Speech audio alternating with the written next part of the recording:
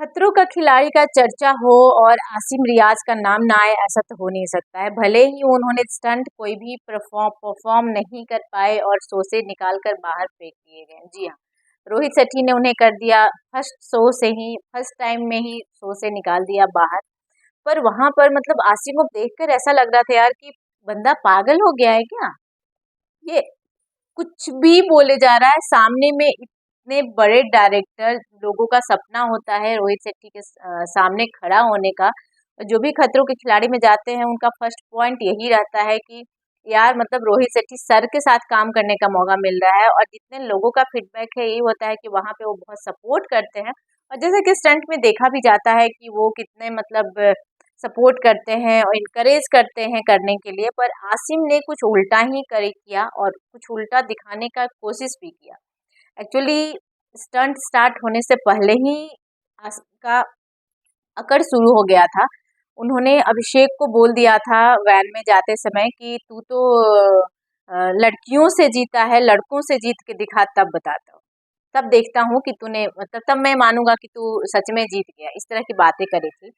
और उसके पहले उन्होंने बातें करी थी कि जो भीड़ है ये लोग क्या ही है, इस तरह का। तो वहाँ पे अदिति ओपन करती है इस बात को कि ये सर बोल रहा था कि यहाँ पे कुछ लोग नहीं है, मैं तो बहुत कुछ कर लेता हूँ, इस तरह की बातें।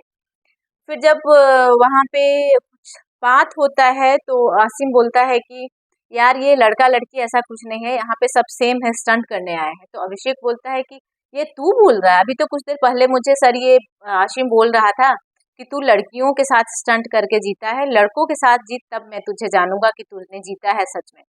तो ये बात पे तो वो भड़क जाता है कि अभी तो मेरा पोल खुल गया रोहित शेट्टी सर के साथ। और जैसे ही जाते हैं स्टंट करने तो वहां पे उन्होंने अपना पार्टनर भी खुद ही चुना था, क्योंकि रोहित शेट्टी ने उन्हें ऑप्शन दिया था कि आप ये स्टंट आसिम परफॉर्म करेंगे, आप अपना पार्टनर चूज कर लीजिए। तो उन्होंने पार्टनर चूज किया था, पर वहां पे वो बहुत जल्दी गिर जाते हैं और उन्हें मिल जाता है फियर फंदा। फिर जब फियर फंदा में दो बंदे रहते हैं तो उन दोनों को साथ में स्टंट कराया जाता है कि चलो जो भी जीतेगा उसका फियर फंदा निकल जाएगा। तो वहां पे जैसे ही स्टंट करने जाते हैं असीम, कुछ नहीं कर पाता है, बंदा लटका का लटका रह जाता है। फर्स्ट में ही एक स्लाइडर है जिसपे कि ग्लास है, वहां पे ऑब्वियसली है कि फिसलेगा, और उस पे पार करके तीन चार स्लाइडर के पार करके वैसे लगा हुआ था सीट के जैसा बड़ा सा, आपको वो परफॉर्म करना था। तो वहाँ पे आसिम बहुत टाइम लेते हैं, फर्स्ट पे ही चढ़कर खड़ा रह जाते हैं, ग्लास को पिटता है, गुस्सा होता है कि मतलब ये स्टंट क्यों नहीं हो रहा है। तो देखिए जब भी आप गुस्सा में कुछ भी काम करोगे तो फॉर श्योर जो होने वाला होगा वो भी नहीं।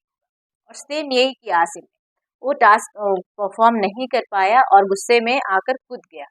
और वहां पे आते ही जो भड़का है उसने उसने रोहित शेट्टी को ही गलत ठहरा दिया और बोलता है कि ये स्टंट है ही नहीं, बेवकूफ बनाया जा रहा है, इसे कोई परफॉर्म ही नहीं कर सकता है, और न जाने क्या क्या बोलने लग जाता है। तो रोहित शेट्टी भाई इतना बड़ा शो जो परफॉर्म कर रहा है वो ऐसे ही थोड़ी आकर खड़ा कर दिया है बच्चों को। तो वहाँ पे सारे स्टंट जो भी परफॉर्म कर किया जाते हैं सबका पहले ट्रायल होता है, और एक न कोई बंदा परफॉर्म करता है उतने टाइम में, फिर फिक्स किया जाता है कि इतने टाइम में किया जा सकता है, टाइम लिमिट भी उसके अकॉर्डिंग ही बनाया जाता है। तो जो शूटिंग वाला जो ट्रायल वाला सूट था उससे उस स्टंट का वो रोहित शेट्टी सबको दिखाते हैं, क्योंकि आसिम ने तो बोल दिया कि ये स्टंट हो ही नहीं सकता है, ये गलत है, ऐसे है वैसे है, ना जाने क्या बोलता है। जो यहाँ पे खड़े हैं एक भी बंदा मुझे करके दिखाए तो मैं मानूंगा, इस तरह की बातें करते नजर आता है। तो वहाँ पे बात इतनी बढ़ जाती है और न जाने क्या क्या बोलता है वो रोहित शेट्टी को सामने। बोलता है जो भी यहाँ पे आज इंटरनेट पे खतरों के खिलाड़ी का चर्चा है और जो भी बवाल है वो मेरी वजह से है, मेरे नाम की वजह से है। तुम लोग अभी क्या जानते हो, मेरे सामने तुम लोग कुछ भी नहीं हो। अपना पैर का तलवा ऐसे जूते के नीचे दबाते हुए बोलता है कि तुम लोग को तो मैं इसके बराबर भी नहीं समझता, मैं इतना बड़ा हूँ, मेरे पास पैसों का कमी नहीं है, मैं पैसे के लिए नहीं आया हूँ यहाँ पर। और बोलता है कि हर महीने में मैं 3-4 गाड़ियां बदल लेता हूँ, मेरे पास इतना पैसा है, तुम लोग तो बस में ही ट्रैवल करते रह जाओगे। तो वहां पे रोहित सेठी चुप कराते नजर आते हैं, बोलते हैं आसिम बस कर, बंद कर दे अब। पर वो आसिम कहाँ किसी का सुनने वाला है, बिग बॉस में भी सेम ही था आसिम। तो मतलब पागल था और पागल है, और अपने करियर पे खुद ही कुल्हाड़ी मारा है। रोहित सेठी के सपोर्ट में बहुत सारे सेलेब उतर कर आए हैं जो जिन्होंने खतरों का खिलाड़ी कर चुका है। बहुत लोग ट्वीट कर रहे हैं, इंस्टा पे डाल रहे हैं कि भाई आप मतलब रोहित शेट्टी सर जैसा जेन्युइन आदमी कोई नहीं हो सकता है। और वो वहाँ पे स्टंट में जितना इनकरेज करते हैं as a not host, he is as a guardian, as a parents हमारा वहाँ पर ख्याल रखते हैं। पर जितनी चीज़ें आसिम ने बोला वो बिल्कुल उल्टा था। तो कुछ ही देर में ये सब बातें होने के बाद आसिम वहाँ से निकल जाते हैं, भाग के सूट से के वहाँ से कहीं और चले जाते हैं। रोहित शेट्टी फिर सबके सामने ये अनाउंस करते हैं कि चलो भाई, हाँ, और एक और चीज़ कंटेस्टेंट को बोलते हैं वो कि अगर जो तुम लोग कोई भी इस स्टंट का अगर जो परफॉर्म करके दिखा दिया तो मैं 1 रुपया भी नहीं लूँगा इस शो से, जितना मेरा कॉन्ट्रैक्ट में है मैं सब पैसा छोड़ दूँगा। मतलब पैसा, अरे यार, घमंड तो रावण का भी टूट गया था, आप कौन से बड़े से लोग बन गए हो आसिम।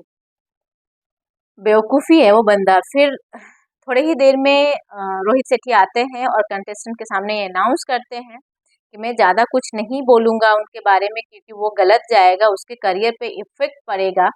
पर जो आसिम ने किया वो उसकी नादानी थी, अभी कम उम्र है, अभी उसको नहीं पता है कि कहाँ जाना है, पैसा और इज़्ज़त का क्या महत्व है, शायद उसे नहीं पता है, इसलिए उन्होंने ऐसा सीन क्रिएट किया है। और यहाँ पे ऐसा हम बर्दाश्त नहीं कर सकते हैं और बहुत चीज़ों को साथ में देखते हुए, लेते हुए हम लोगों ने ये डिसीजन लिया है और आसिम को शो से निकाल दिया गया है।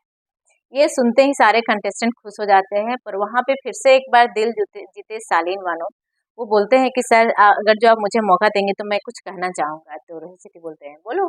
तो सालीन बोलता है कि सर यहाँ पे आपने जिस जिस तरीके से इस चीज़ों को हैंडल किया है ना, मतलब वो कितना भी बोलूँ तो वो कम है, बहुत ही ज़्यादा सराहनीय है। क्योंकि नॉट एज अ होस्ट, आपने as a guardian, as a parents हम सबका ध्यान रखा है, इवन इंक्लूडिंग आसिम। और आपने जो फीडबैक दिया है उसके बारे में और जो बोला है वो बिल्कुल बहुत अच्छे तरीके से आपने हैंडल किया, थैंक यू सो मच। फिर वहाँ पे सारे कंटेस्टेंट रोहित सर को थैंक यू बोलते नजर आते हैं और सभी खुश हो जाते हैं। तो आपको ये सारा जो मैटर हुआ, आसिम ने जो सीन क्रिएट किया और महीने में 3-4 गाड़ियाँ बदल लेता है, उसके पास पैसा का कमी नहीं है। अगर जो आपके पास पैसे का कमी नहीं था तो फिर आप क्यों गए ही क्यों थे? जब आप बुला रहे हो उस वो जो जितने कंटेस्टेंट हैं उसे आप भीड़ बुला रहे हो, मेरे सामने खड़ा होने का भी औकात नहीं है, तो फिर आप खुद क्यों गए उस भीड़ में खड़ा होने? आप क्यों बने उस भीड़ के हिस्सा?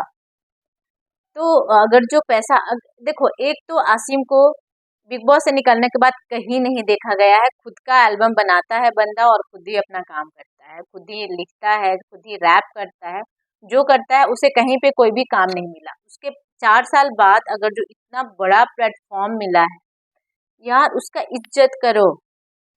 तो आपने खुद का भी इज्जत ना किया, ना वो शो का इज्जत किया, ना होस्ट का इज्जत किया और उस शो से निकाल दिए गए। उसके बाद मतलब बहुत सारे चर्चे चल रहे हैं। आप लोगों को क्या लगता है कि आसिम ने जो किया और जो उनके साथ हुआ वो कितना करेक्ट है और नहीं? जो भी आपका राय है कमेंट बॉक्स में कमेंट करके ज़रूर बताइएगा। Thank you so much everyone. ऐसे ही बातों के लिए बने रहिए मेरे साथ। मैं सारे बातों का चर्चा आपके सामने करूँगी टेली चर्चा 28 से।